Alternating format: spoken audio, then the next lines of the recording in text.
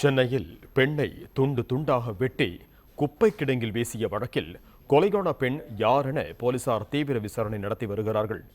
கை மற்றும் கால்கள் கிடந்த குப்பை எந்த பகுதியிலிருந்து சேகரிக்கப்பட்டது என்பதை கண்டறிந்து சிசிடிவி காட்சிகளை ஆய்வு செய்து வருகிறார்கள். பள்ளிக்கரணை சதுப்பு நில பகுதியில் மாநகராட்சியால் சேகரிக்கப்படும் குப்பைகள் கொட்டப்படுகின்றன. கைவேலி எனும் அந்த பகுதியில் திங்கட்கிழமை மாலை சுமார் 35 வயது மதிக்கத்தக்க பெண்ணின் வலது கை மற்றும் 2 கால்கள் மட்டும் துண்டிக்கப்பட்ட நிலையில் கண்டெடுக்கப்பட்டன. தலை, இடது கை என உடலின் மற்ற பாகங்களை மலை போல் குவிந்திருக்கும் குப்பை கிடங்கு முழுவதும் போலீசார் தேடியும் எதுவும் சிக்கவில்லை. இதனிடையே பெண்ணின் கையில் வரையப்பட்டுள்ள டிராகன், சிவன் பார்வதி டாட்டூக்களை வைத்து அடையாளம் காணும் முயற்சியில் பள்ளிக்கரணை போலீசார் இறங்கியுள்ளனர்.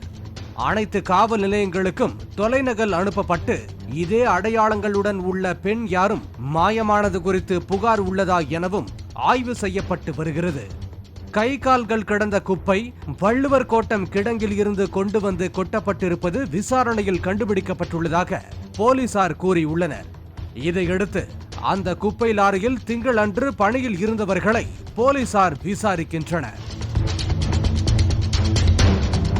அதே வேளையில் வள்ளுவர் கோட்டம் குப்பை கிடங்கிற்கு மாநகராட்சி 9வது மண்டலத்தில் உள்ள தியாகராய நகர், கோடம்பாக்கம், நுங்கம்பாக்கம் உள்ளிட்ட பகுதிகளில் இருந்து குப்பைகள் கொண்டு வரப்படும் என்பதால் அந்த பகுதியில் உள்ள சிசிடிவி காட்சிகளை ஆய்வு செய்து வருகின்றனர். பெண்ணின் கை கால்களை துண்டாக்கி அரிசி பை ஒன்றில் வைத்து கொலையாளி தூக்கி வீசி உள்ளார். எனவே 9வது மண்டலத்தில் ஒவ்வொரு தெருவிலும் உள்ள குப்பை சேகரிப்பு பெட்டிகளில் அவ்வாறு தூக்கி வீசும் காட்சிகள் உள்ளதா என சிசிடிவி பதிவுகள் ஆய்வு செய்யப்படுகின்றன. இதற்காக 2 தனிப்படைகள் அமைக்கப்பட்டு விசாரணை தீவிரப்படுத்தப்பட்டுள்ளது.